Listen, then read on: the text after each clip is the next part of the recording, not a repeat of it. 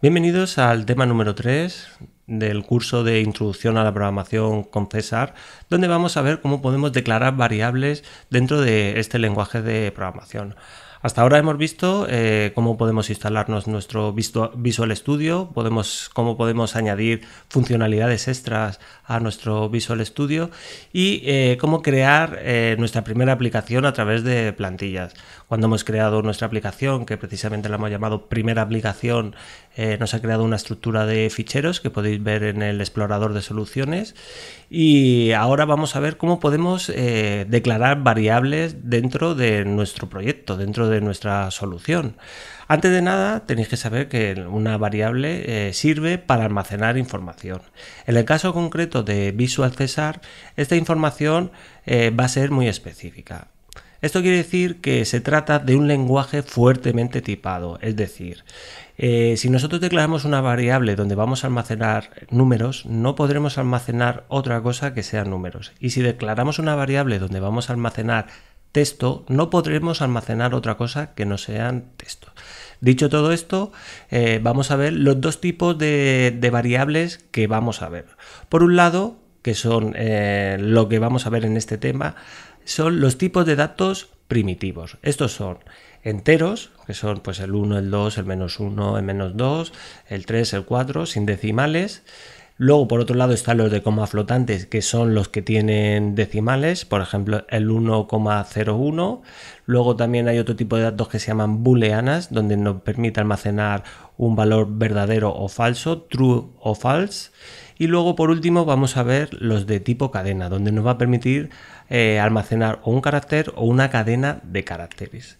También tenéis que saber que existen otro tipo de datos complejos en .NET. Todos estos tipos de datos complejos, no todos, los iremos viendo poco a poco, y algunos, porque son muchísimos, nos sirven, por ejemplo, para el sistema de archivos. Por ejemplo, si queremos cargar un archivo, eliminar archivo, carpeta, crear un archivo o crear una carpeta. También hay colecciones, que son listas y diccionarios. También tenemos tipos de datos complejos para manejar fechas, donde nos permite almacenar una fecha, obtener el día en la fecha de hoy, comparar fechas, etcétera. Todo esto funciones pues iremos viéndolas poco a poco a lo largo del curso según las vayamos necesitando. Y ahora en este tema vamos a ver los tipos de datos primitivos. Antes de continuar y antes de ver el tema de la declaración de variables de tipos de datos primitivos, sí que os quería enseñar una función que tiene el Visual Studio y que es muy importante. Hasta ahora pues estamos viendo el lenguaje de programación, pero como estamos haciéndolo a través de un IDE como es Visual Studio, es muy importante que conozcáis las características principales que tiene este IDE que nos ayudan a programar. Una de las ventajas que tiene y que yo encuentro más necesarias es el IntelliSense. ¿Qué es el IntelliSense? Pues os lo voy a mostrar con un ejemplo. Para ello necesitamos abrir dentro de los ficheros que nos ha creado la plantilla de nuestra solución, necesitamos abrir el fichero donde han creado nuestra ventana. Si os acordáis, tenemos un fichero que es .xaml y luego asociado a ese fichero teníamos un .xaml.cs donde aparece el código César. Este fichero lo abrimos con doble clic y se nos muestra el código que ha generado automáticamente la template, la plantilla.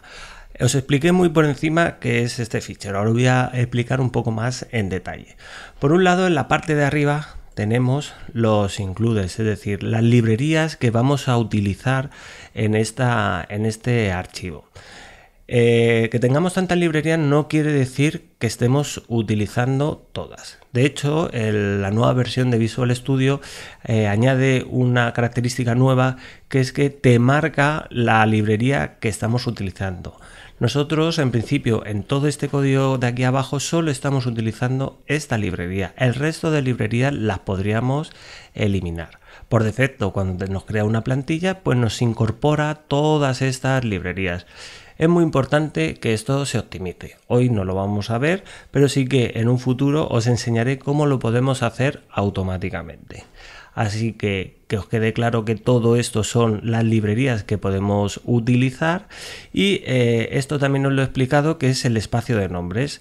Digamos que es la ruta donde se encuentra este archivo. Como podemos ver, está en el raíz, primera aplicación, y aquí nos indica que está en el raíz. Seguidamente vemos la declaración de la clase. No os preocupéis por el tema de lo que es una clase, porque lo veremos en un tema futuro y lo veremos muy detalladamente y sabréis cómo crear una clase y para qué sirven las clases. Entonces, todo esto es la declaración de la clase. Para escribir código lo podemos hacer dentro de la clase o dentro de un método. Más concreto, podemos declarar una variable dentro de una clase. Por ejemplo, si vamos a declarar un tipo entero, le decimos int, y esto es lo que yo quiero que veáis.